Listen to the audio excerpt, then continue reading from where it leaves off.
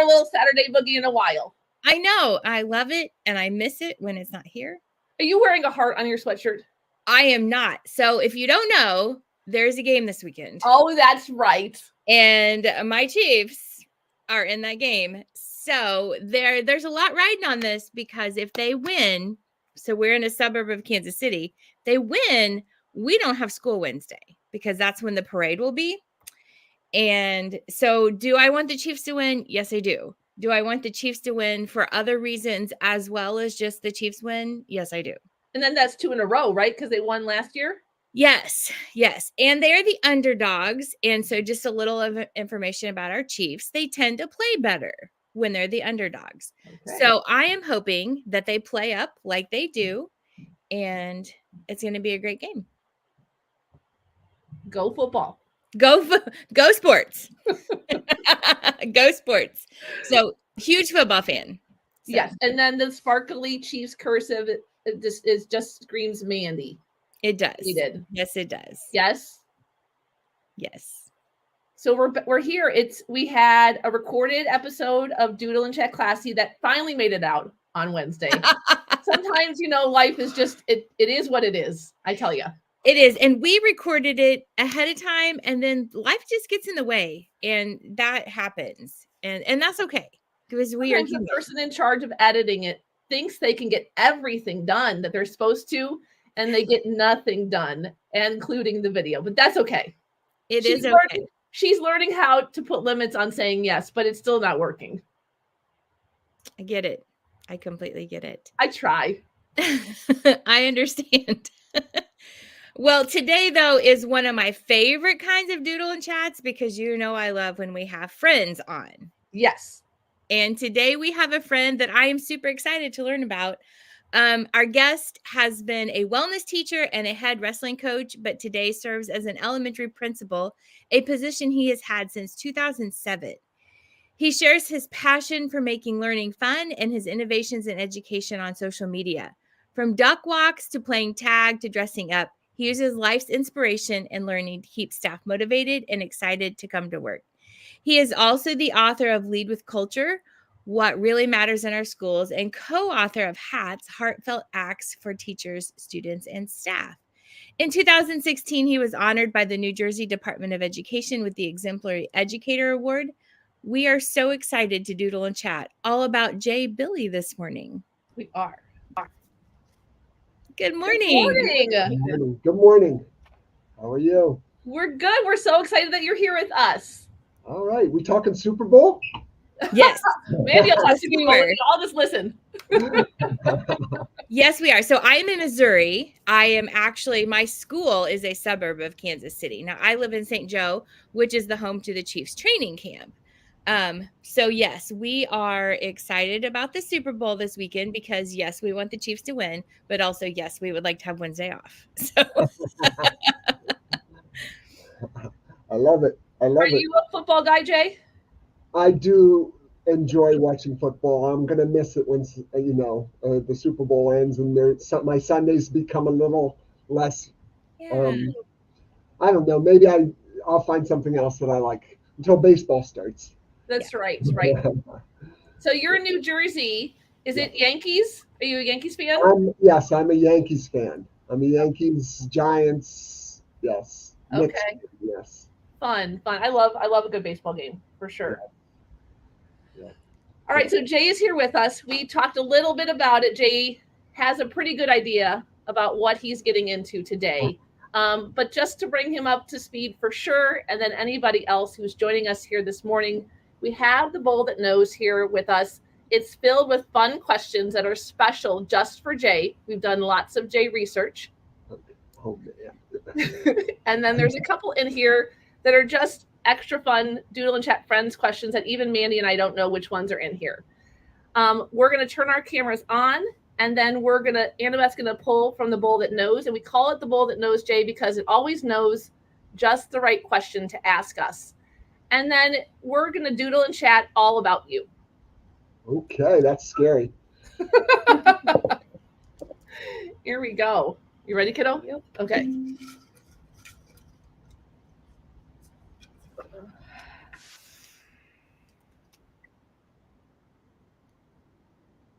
She had to yawn. Being a teenager. It is. As a father, your life is filled with family stories. What is the funniest story you have about being a parent? Oh, funniest story about being a parent. Wow, this is tough. Okay, I have. You have 5 children, right, Jay? Yes, I have 5 children, and from 18 to 32 now. Woo! So we seldom get them all together in one room anymore. But I'm trying to think of the funniest story. Wow, that's a hard one. Okay. Um, I don't have a particular story, but my kids are hilarious. I wish I had a specific question. The funniest part about when they all come together, and again, my son's in Nashville, my daughter lives in New York, my 2 oldest, my 3 youngest live about an hour north of me, and are in different stages of their lives right now. But when they're together, uh, they just, it's like they've never been apart. And I wish I could say it was funny or they just make me laugh the whole time. They talk about things, TV shows and pop culture stuff that obviously I know a little bit less about. But they just have unique perspectives. So like I said, I don't have a specific time or funny incident, but like they're hilarious. They really are. My middle daughter is just finishing law school this year, and she has just a real unique perspective on everything in life, and she kind of influences the conversation continuously. So yeah, like I said, I wish I had a better single story, but they're just funny in their own way in a lot of different times. So yeah, that's where I am right now. I love it. Yeah. I think, yeah, I've noticed that as my kids get older and, there's a distance between what we get to access on social media and what they see and what they're interested in. And then you will have like mom isms, or I'm sure you have dad isms where you'll try to say something that they've taught you. And it's just, you're trying your best, but it's just, it's comical, right? Yeah, and they just start laughing about things. I'm going like, what's funny about that? I don't even understand what's so funny about this. And as I said, I have my 2 oldest aren't always in the mix, but when they come together, they just laugh anyway. It's just yeah. I struggle with all of that. Yes, the momisms and dadisms, definitely. So I can relate. I have 4 children, and my youngest one is 20, up to 28 at the end of this month, I guess I should say. And I don't get mine together very often either, but I can completely relate to that. And first of all, I just enjoy watching them interact with each other. But yes, never a dull moment. I mean, anytime my kids are home, I am always constantly laughing, and I love it. Yeah, I do too. Like, it's hard to get them all in one place, but yeah, it's lots of fun. And I'm having my first grandchild in May, so. Oh, congratulations! That is exciting. Yes, I'm not there yet, sadly, but I'm ready. I'm sure you were ready when they got married. I keep telling them I'm ready. Apparently, it's not my timeline that they're worried about. So,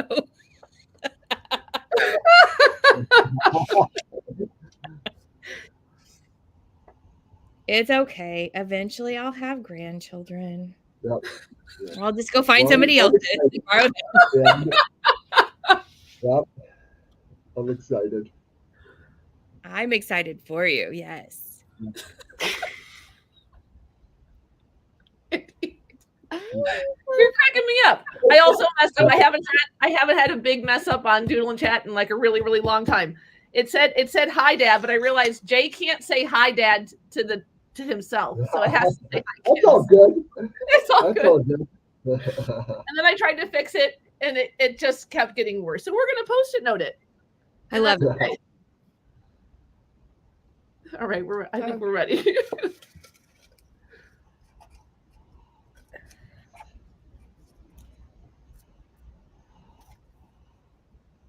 What was the most fun part of your 2019 staff game of tag? Okay, so you have to tell everybody about this, Jay, because I don't know if Mandi knows the whole story. I loved that video, and I was hoping the Bull was going to give us this one because I wanted to hear all about this. So, to tell the story really quickly. So, you know how when you're in school and the months get long and you can just feel like everybody's getting a little tense and a little nervous. So I sent out an email, basically saying tomorrow we are playing tag, and this is how it works. I had a clothespin that says "You're it" on it, and basically you have to do your job. So if you're teaching math, you're teaching math. If you're walking kids down the hall, you walk kids. Like there's no stopping work. We're working all day doing our job, but and you can't re-tag somebody. And we played tag all day long. And again, it wasn't the kids weren't part of it. It was just staff, but the kids were so engaged throughout the day. They had such the best part of it was they got to see us having fun as educators in school. But you would walk like I would walk. I started the game. I sent the email. I said the game will start at I forget what time, 10 o'clock, and ends at 3:20 after all the buses leave. And whoever's it loses. But actually, it ended up that I gave out prizes for the whoever was it at the end. But all day long, you see the people walking by each other in the hallway, avoiding each other. They would take roundabout ways to get to their next classes.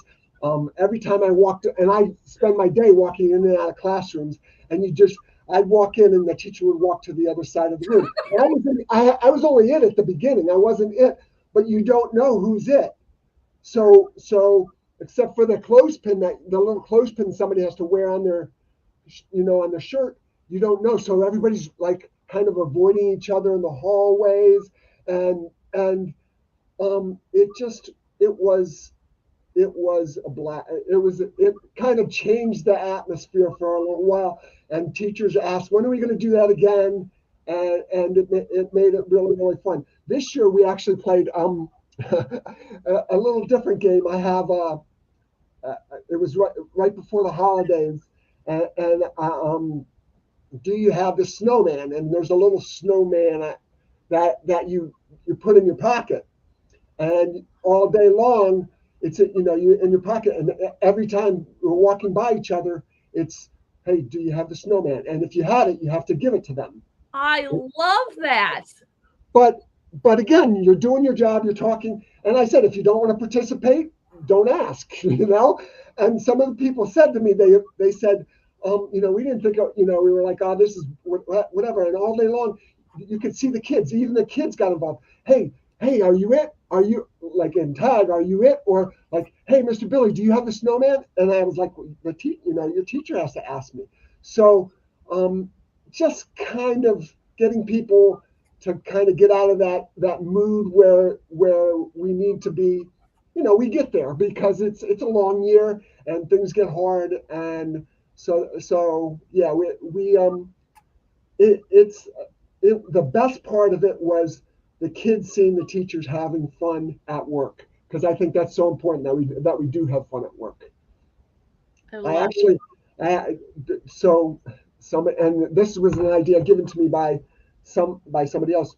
On Tuesday, the 13th is Mardi Gras. Oh, that's right. So I have, Amazon has everything. So everybody gets a set of beads. Now, we're not going to do the traditional way of getting beads, obviously, but it's going to be don't tell anyone. When's this coming out? Anyway, Today we're live. okay, that's right. Yeah, it's they won't see it. Okay, it's going to be rock paper scissors. So the rock Stop paper it. all day long with the staff.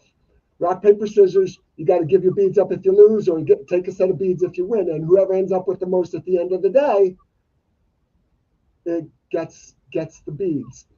Again, it's that February's a long month. We actually have an extra day even, so it's like, okay, like let's do it. And we've had lots of events and lots of things going on this month. So on Tuesday they're going to get rock paper scissors, Mardi Gras beads, and whoever ends up with the most. Again, it's just a Starbucks gift certificate, for $20, whatever. But it kind of creates that atmosphere.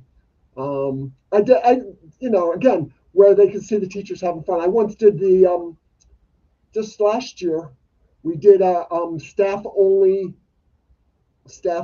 I didn't tell them. And at night, I sent an email out saying, tomorrow's the teacher pajama day, not for the kids, just for the teachers. And we had pajama day, and the kids come in and go like, wait, what? We missed something? And again, just like they see the teachers just engaged in having fun and enjoying it and like jumping into the whole piece, and it's just lots of fun. I love it. Yeah. So Jay, I'm sitting here going, because I am an assistant principal in a high school, and I'm sitting here going, I want to steal these ideas. I actually love the Mardi Gras idea. I am a little terrified to do that in high school. I know, but like a teacher said, why don't we do rock paper scissors thing? And I was trying to think of how to do it. And I think, oh, this is a perfect way to do it, because I do a lot of rock paper scissors. I use that as how to solve conflicts on the playground. So nice. I love it. So we do a lot, like, oh, he tagged me, oh, he didn't tag you, he tagged me, oh, rock paper scissors, guys, stop arguing, play, just do that. So we do that. We had at an assembly, we within, you can do rock paper scissors. I learned this from Rich Ches. At least he used to do it. He's probably not the originator, but I've done it I did it with 350 people at a workshop once, and it takes 7 minutes. It really, like, literally, but where you cheer for the person that you lose to, and then you kind of get a team behind everybody until after 350 people. I've done it like at staff meetings and stuff where you do that. But the rock paper scissors thing is a lot of fun, and like I said, you just Mandi, you just have to give them the rules. These are the rules. But I think you totally could do it at the high school, Mandi. Just don't do it on Mardi Gras. Just don't do it on Mardi Gras. Yeah, so the unique part about that, because we are a relatively, we are a large high school for our area. We have about 1,400 students, but we have 3 buildings. And so I'm always looking for ways to get our teachers to interact with each other. Like, how can we get them to walk to another part of the building? Yeah. And so this might be a way to do that. Because if you want more beads, you're going to have to venture out from your part of the building. So I love that. I know what I'm suggesting. Guys, listen, I have an idea. Again, Amazon Prime, one day you can have all the beads you want. Perfect. I love it. I love that for your school too, Mandi. Yeah. I'm also starting to think too, just even getting some of my students out of their comfort zone, because sometimes working with special ed students, at least the way we support students, they tend to be in my classroom a lot. And so ways that I could get them out and in a tricky way, like with certain staff, if they knew who they had to go up to and play rock, paper, scissors with, I don't know. But the brain is spinning. Thank you, Jay. Thanks. I love it. I love it too. I also kind of want to be in your school to play these games. Yes. Agreed. All right, Annabeth, I think we're ready. All right.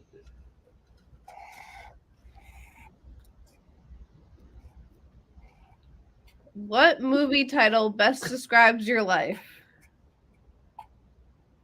Oh boy, these are hard questions. Movie title best. describes This my is one of life. our random ones. So this is these are the like- ones that we don't know are coming. Wow.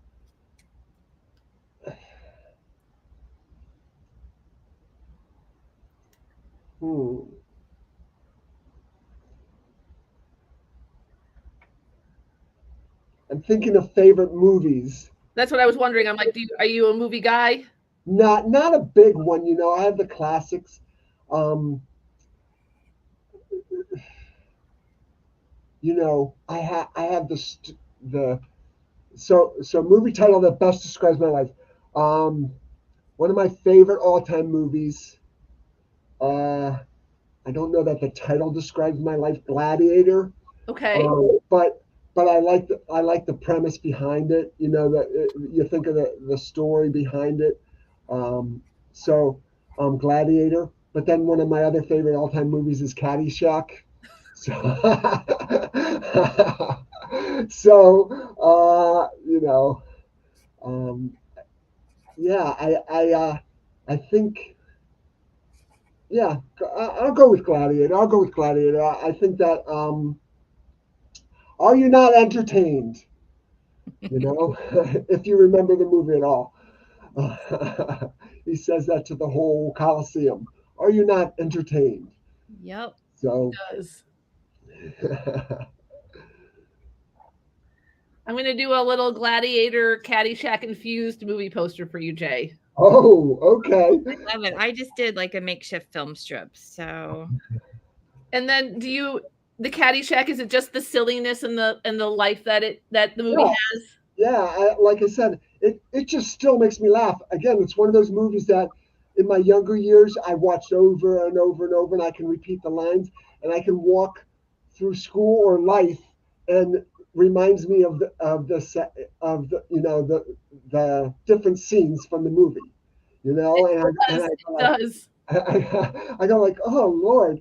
I mean, it's kind of like a Big Bang Theory, you know, where every day I don't know if you watch the Big Bang Theory, but like that's like I'm in school and I go like, remember when this happened on the Big Bang Theory? It's just like that. Remember, you know, that those kind of things. That again, and I'm not a TV guy either, but that's, you know, that's why that's the show that's on 24/7 at my house when nothing else is on, you know.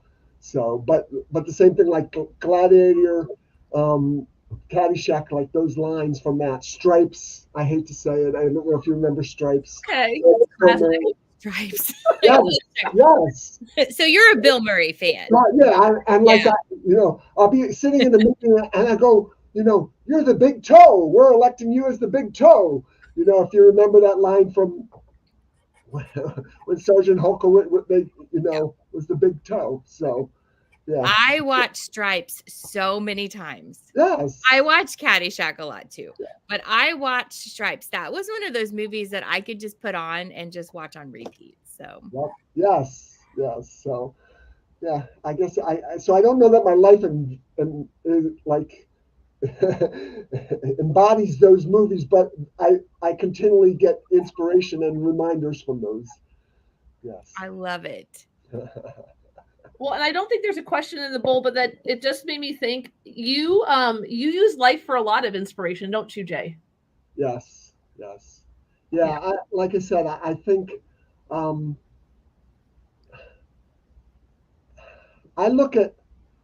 been blessed to be able to do what I do. I'm not one of those people that continually is searching for something different, but every different job I've had, I've loved, and I've been really blessed to be able to do what I do now, to be where I am now. I love to laugh. I love to inspire and be inspired. And like I said, I wake up excited to come to work every day. I'm not one of those. I'm a glass half full guy, I guess. I guess you would call it that. But I do believe we all choose the way we look at the world too. So yes, you know, I'm like I said, I love doing what I do. I know I'm one of the older people doing it right now. I'm going to be 63 next month. But I don't have any plans unless I have health problems, and I don't feel 63. I feel 40. I really do. I feel good. I love coming to work every day, and I love what I do. That's awesome. That is awesome. Should we keep going, Annabeth? Mm-hmm. All right.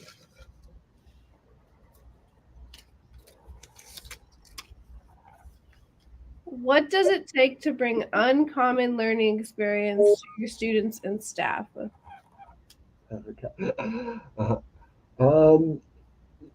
You have to be willing to look at to bring uncommon learning experience to students and staff. You have to be willing to take risks, willing to go outside the norms, be willing to take chances, be willing to break rules. Love that. I feel like that our world is built on the conformity, and I'm a nonconformist. I've been blessed with the I guess probably since high school, after high school, I decided to choose not to be influenced by peer pressure. I mean, I've never had that, looking over me. I've never felt worried about what others thought or cared, much less about that. But taking risks, again, having a good heart. You have to start with that, obviously. If you have a good heart and you want to do the right things, sometimes you have to do what you know is right instead of what everybody's telling you is right or what everybody's telling you need to do. And so that's how you provide those uncommon experience. Dave Burgess talks about that. You really have to do take uncommon chances and be willing to step outside what people would consider normal. I think people don't know because they're so used to doing everything the way they've always been told. I was one of those kids that I didn't get it. School was, I don't want to say it was easy for me, but I was good at school. And so what do I need to get an A in class? Okay, I would do that. I don't think I learned anything. I think I just was, I was good at doing those things. And now I see the importance of building that creativity and curiosity. And I see that, as I do more research and understand who's changing the world, what kind of people are changing the world, we need to be able to accept that and try to influence that so that people aren't afraid to take those chances and do things differently. Wow. I love it. I love it.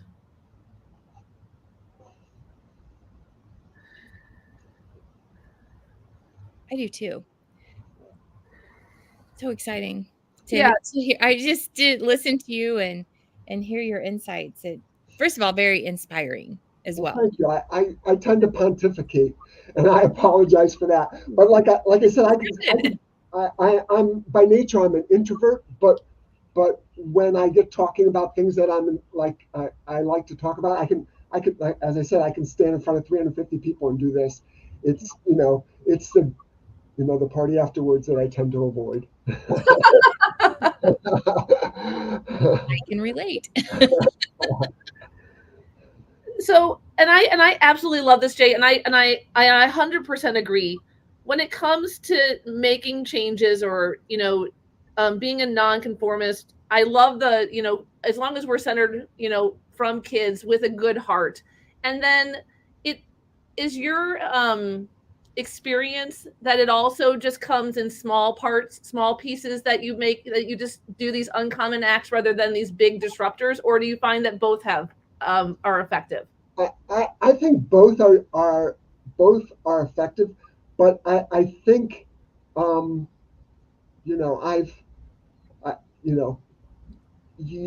you push the envelope, and again, small tweaks are important. Like as we're trying to make change. I struggle because, you know, I as a principal, I deal with 100 different personalities plus 450 different kids every Yeah. day. And so you have to know where and when you can push a little harder for the bigger acts, and what, you know, when you need to just kind of make those tweaks to kind of push people to start feeling that they have the power to make bigger changes. So it's the big and the small. I disrupt in a lot of different ways, and like I said, I've been blessed to have administrators above me who get it and understand it and appreciate it. And like I said, I got hired here, and they know me, so that they knew what they were getting, and I feel like that they hired me for that reason, to start making those changes and figuring out how we can get back to doing what's best for kids in all areas. And it's my job, in Beth Huff and Shelley Burgess wrote Lead Like a Pirate. We always want to do what's best for kids, but as the principal, you need to do what's best for your teachers so they can do what's best for kids. And that's kind of where I have to always remember to go and try to figure out how to give them, the big thing. I write about this a lot, but say yes. I say yes a lot. When people have ideas, I say yes. How can I help? And when they feel that they are empowered, they'll go further. So. Yeah, as a teacher in the classroom who works under an administrator and in a district that follows the same beliefs that you do, I would say that one of the best ways that admin can help make changes in their school is to empower their teachers. You're absolutely right. I think that's one of the most, it's so unseen, because the teachers are the ones that get to see the effects of their actions, but it's the administrators that allow and give that permission for teachers to take those acts or do those things that are good for kids or think differently about supports and services that, when we're allowed to do that, that's where the really big impact it comes, I think, for sure. Yeah. And like I said, I hope and I try to continually, reinforce that when I see those kind of things happening that are just a little different, share, that's why I use social media to share those things, because then hopefully somebody will take an idea and tweak it and make it better for them or work for them too. Absolutely. Is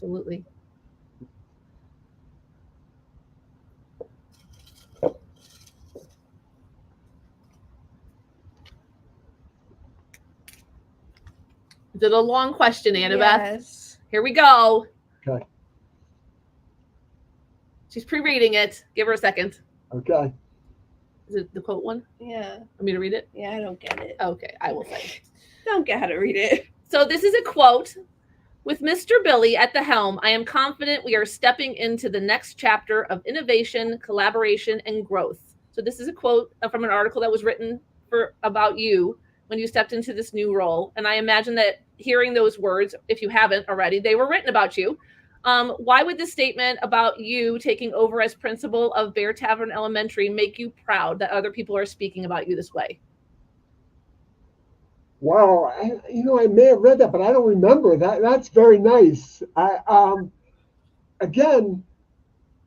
think they saw me for who I am, and they accepted me. And like I said, I could have been very happy being where I was, but like I needed to be re-inspired and I needed to come here, and they appreciated that. So that makes me very proud. And like I said, since I've been here, it's been nothing but, like I said, my voice is being heard. And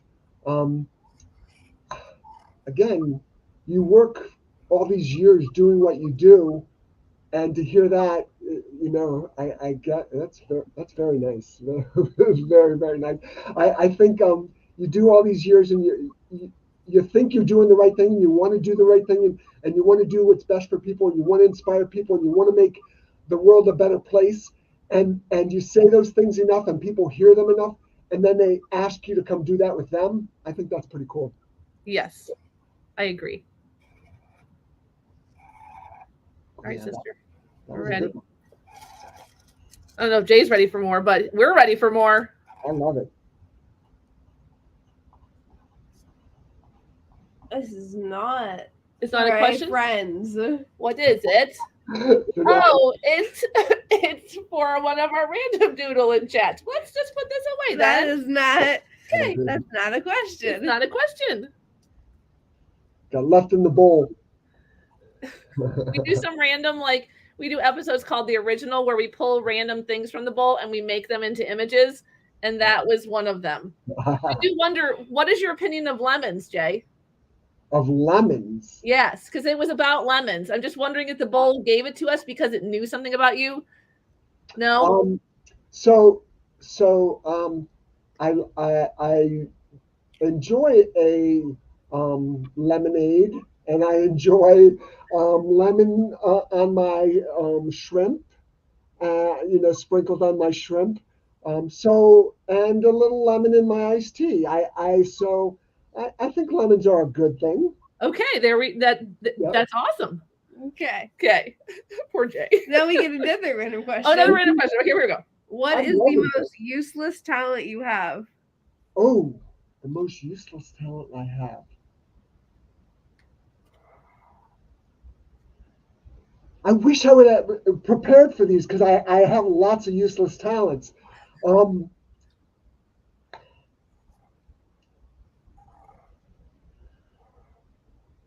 Okay, so I can I don't have any bubble gum. I can blow really big bubbles. Yeah, I can blow really, really big bubbles with bubble gum. I don't have any here with me, but yeah, I can blow bubbles inside of bubbles. Stop it! With bubble gum? Yes. All in the same moment, not like nope, not taking it apart. Nope, I can do that. Haven't done it recently but I have that skill, and whenever I do that, I can blow bubbles and bubble gum. I can something that most of us can do, but I can do it without even thinking because for many years of teaching health and PE, I can make my arms go opposite directions. So if you're swimming forward, I can make the other one go backwards.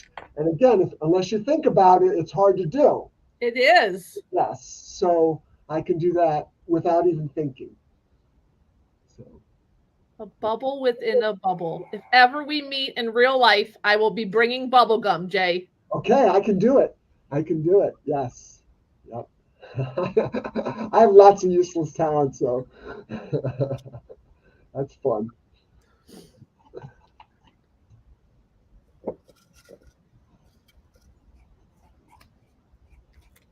So the arms going two different directions, doesn't that have something to do with how your brain works? Like that's why a lot of people can't do it because you are either left brain or right brained. But I think people who can access both parts of their brain at the same time can do that. If I'm remembering correctly. Yeah, and I think, like I said, it came with practice and kind of thinking through it. But like you'd think that would help me, but I can't play an instrument for anything. Like I sit at the piano and both hands have to do the same thing. Okay. Or I like during COVID, I tried to learn to play the ukulele. Yeah, I'm not good at that.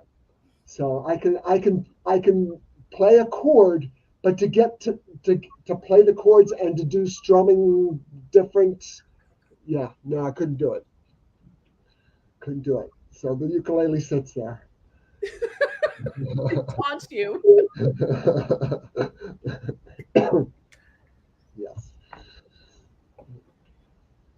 Okay, you ready? We're ready. Okay. It has been said that wrestling coaches are more than trainers. They play a vital role in shaping the character, resilience, and success of their athletes. How did your 7 years as a wrestling coach at American University impact you as an administrator? Interestingly enough, coaching wrestling, which again and wrestling, collegiate and international wrestling is kind of a passion of mine. And I wrestled. I was on the mat for 30 years, my life, so wrestling. I don't know if it's coaching, but coaching is leadership.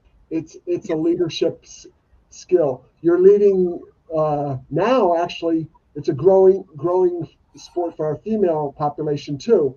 But at the time, it was leading young men. But I didn't.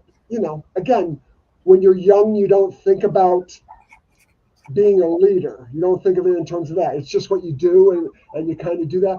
But my whole life, I think I always led by example, but coaching helped me learn how to understand different people's perspectives and treat them individually. One of the hardest things I had to learn as a coach was that not everybody took it as seriously as I did.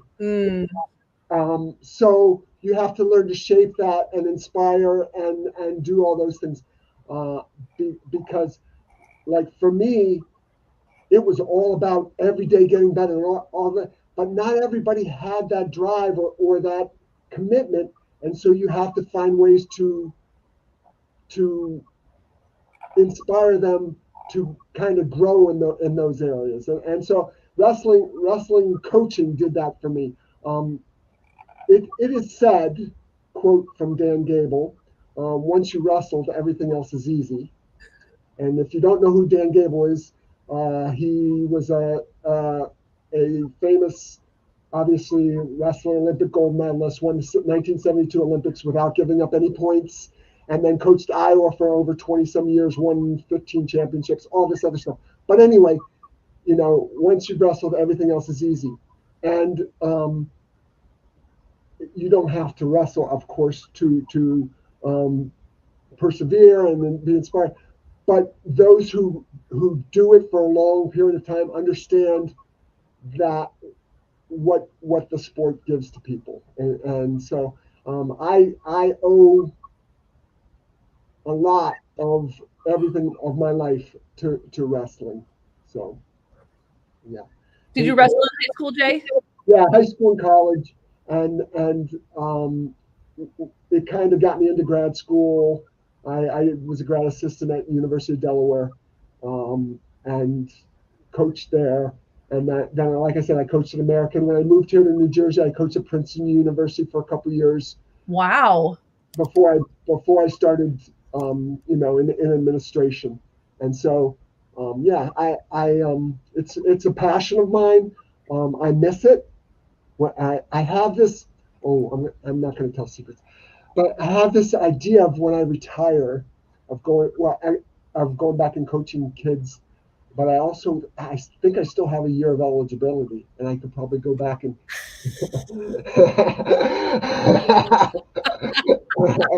Don't tell her. I don't think my knees could take it, but I do have this idea because I watch and go like, I think I could take that kid. So. Oh my gosh, I love it. Heard it here first, people. That's I joke about it, but I sometimes I go like, yeah, maybe no. I don't know. After a hard day at the gym, I go like, wow, that really hurt. I know, right? Or the next day, you're like, oh, maybe not. Yes, yeah. Well, it was funny because whenever I find little nuggets of information about people, and I thought the wrestling coach one was a wonderful nugget about you. I like to do research on that topic to formulate questions about it. And I was like, so what are the, criteria, or what do wrestling coaches need? And I was reading through it. And as I was reading through one of the websites and they were sharing all the things that wrestling coaches do, I was like, well, of course, Jay's an administrator. That's a wrestling coach. It was just funny. I'm sure other coaches think that too, but it was just in that moment this morning when I was drinking my coffee and reading about wrestling. I was like, well, of course, Jay's an admin. It's the same thing. Well, and interesting. And again, many great generals, many great, did you know that Abe Lincoln um, only lost one wrestling match. He was like, out of 300 matches, he only ever lost one. I did not know Abe that. Lincoln was a wrestler? Abe Lincoln was famous for his wrestling skills. And so, yes. So They do not have that at his house at the museum that we visit in Springfield. Google it, and you'll see. Yes. So famous leaders, there's a talk to CEOs and people that are high in corporations and that know a little bit about wrestling, and ask why they hire wrestlers, and uh, like I said, it's things that I didn't know or care about when I was younger, but as you said, it makes a lot of sense.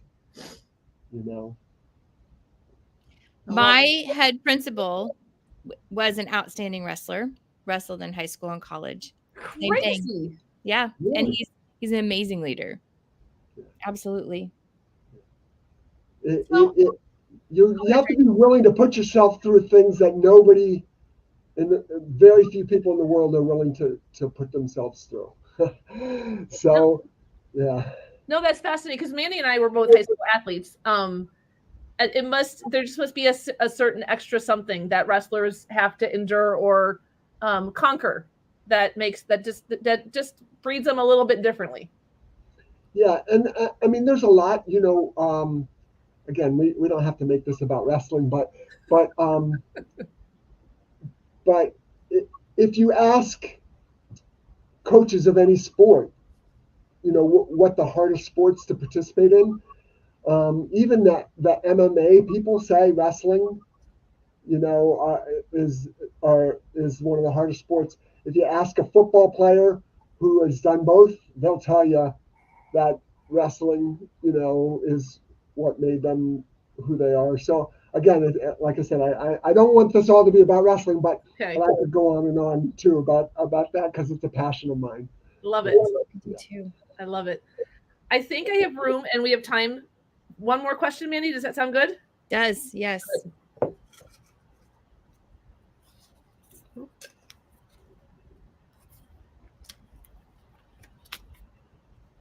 If someone asked you about, Did I not spell it right?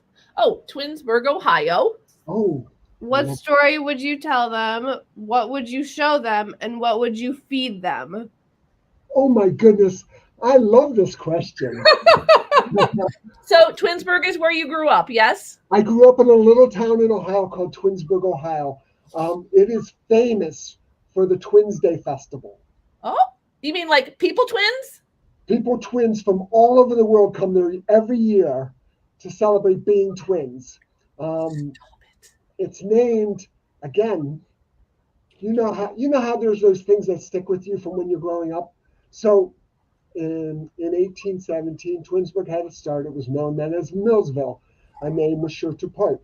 For along came two brothers, Moses and Aaron Wilcox, and they were twins. So anyway, that's where it all started. I learned that in second grade. So Twinsburg is a little town between Cleveland and Akron in Ohio, and people come from all over the world to visit. As a youngster, they didn't have the Twins Festival until in my summers I used to work for the rec department, the rec department in Twinsburg. And that's when those were the years when they started this Twins Festival. So it was small the first couple of years, but now it's a worldwide phenomenon. But it's on TV, it's everywhere, and they have a little parade, they have events. Twins from all over come and meet and talk about being twins and everything. So what was the rest of the question? So that's a story. Where was somewhere you take us in Twinsburg, and what would we eat while we're there? You would eat traditional Midwestern fare, hamburgers, things like that. There's like little bar restaurants all over the place that are local. But so you would eat traditional, like I said, Midwestern cheeseburgers, fries, cheese fries, stuff like that. I would take you to, so, and again, this has to do with wrestling again. But well, so the high school there, it used to be called Chamberlain High School. Now that's the middle school, which is where I went to Chamberlain High School. Now they have a high school. But I would take you and show you around the school and the local area. The center of town is where they have concerts and fun stuff, and it's still kind of old. I actually have, interestingly enough, on the wall of my house, I have a big picture of the center of town of Twinsburg. Aww. So yeah, it's in the winter it's beautiful. In the summer they put lights up and have concerts, and they do a whole thing there. So it's kind of an old town. It's grown a lot since I left there, but yeah, it's like that. But to say the high school is beautiful. My parents, who are both deceased, are in the Hall of Fame because they started the wrestling, the junior high wrestling tournament there. I never made it in the Hall of Fame. I wasn't that good, but they're in the Hall of Fame there. So I would show you their plaque. Oh, I love that. But would we get to see any? Did you medal or win any awards? Would we be able to see any of your likeness at the high school? Any? Yeah, well, yeah. Like we were the first. My high school wrestling and football teams were the first teams from in Twinsburg to win the CVC, the Chagrin Valley Conference Championships in both football and wrestling when I was a senior. So yes, there would be my name would be on something, but not that. But like I said, I bet, I don't know, they probably redone. So in the summer, like I said, I worked for the rec department. I also used to work for the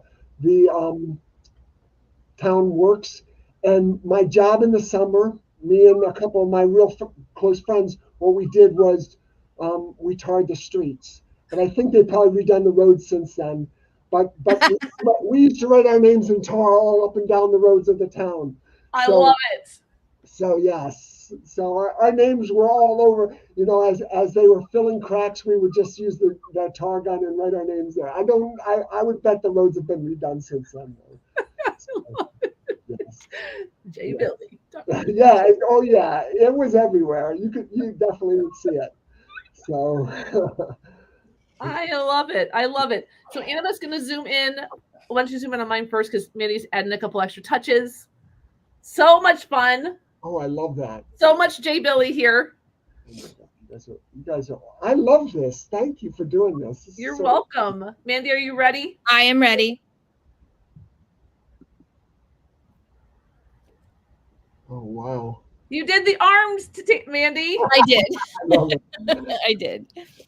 And I love your cup filling that you did with the kids. That's so fun. And Lincoln made it. Yes, Lincoln did make it.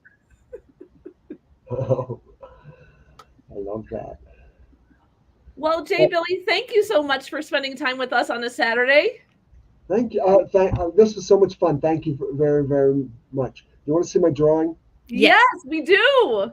Okay, it's not really good, and I wasn't. You guys were so. All right. Look at that, a heart, and the double bubble, and you drew us. You did. I love it. That's the best I could do. You did wonderful. I didn't even tell you were drawing. You're so I didn't either. So that's awesome. While you were talking, I didn't even know. Well, I didn't get as intense as you guys did, but I did my best. I love it so much. Thank you. This was a lot of fun. Thank you very, very much. We had so much fun. I just am like, my heart is so full just connecting with you through your stories and learning more about you. Again, thank you so much for your time this Saturday. And like I said, I appreciate it because sometimes and I don't want to extend this, but sometimes, like, doing what we do, it can get old. But like, I feel like I feel energized just after sitting with you guys today again. And so I appreciate it. And like I said, it makes it easier to come back tomorrow. And I love that. I love that. So thank you. It sure does. And I guess, I don't know if Mandi's ever thought of, I've never thought of this like that we get to filled up by other people. Yeah. And we talk to people. So thanks for that reminder, Jay. Yeah, I like you do. You guys, it's like I said, I feel like, and I love this idea. Well, I have a friend who is very artistic like you, and so we'll go to meetings and she'll do the same. She'll draw all the ideas in the meetings instead of taking notes like me, and I love this idea. I love it. I love it. So good. You guys are so awesome. Thank you. Thank you so much. So if you were like Mandi and I and Jay, and you doodled with us, snap a picture of your doodle and chat and share it out on in your favorite social media space so we can show the world what happens every Saturday at 9:33ish. And then the next Saturday we have an original doodle and chat. So we're pulling from the bowl that knows who knows what we will be inspired to draw and talk about. And we'll see everybody back here next Saturday at 9:33ish. Thanks, everybody. Thank you. Bye, guys. Have a good week.